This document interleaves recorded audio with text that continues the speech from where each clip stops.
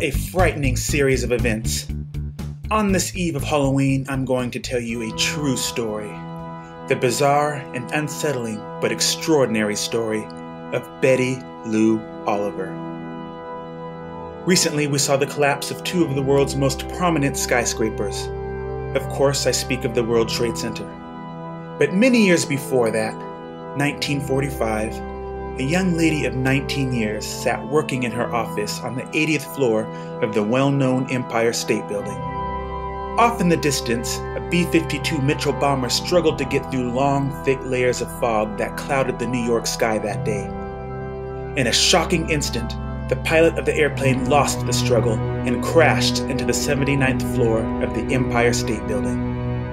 The impact flung Miss Oliver across the office, leaving her injured and badly burned from the explosion.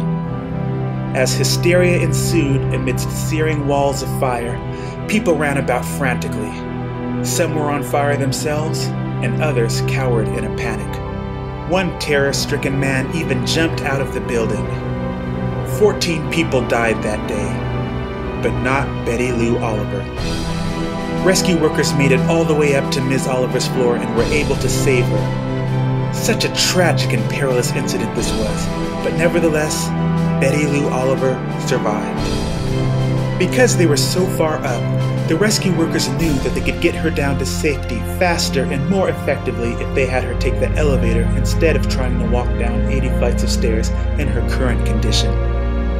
Today, I give you the good news that the rescue workers were able to safely get Ms. Oliver onto the elevator and out of the fire and destruction before it was too late.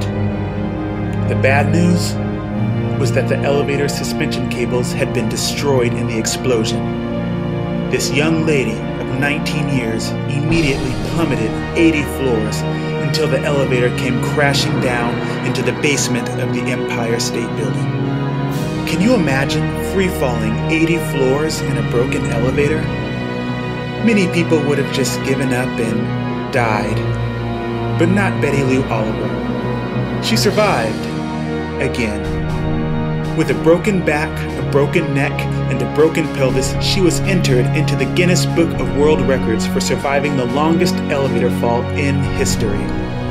Of course, the road to physical recovery was long and hard, but it didn't stop Ms. Oliver from living all the way until 1994, finally dying at age 68. Take assurance in the knowledge that modern elevators are now equipped with 4 separate cables, a braking system in the elevator itself, and a backup braking system in the elevator shaft.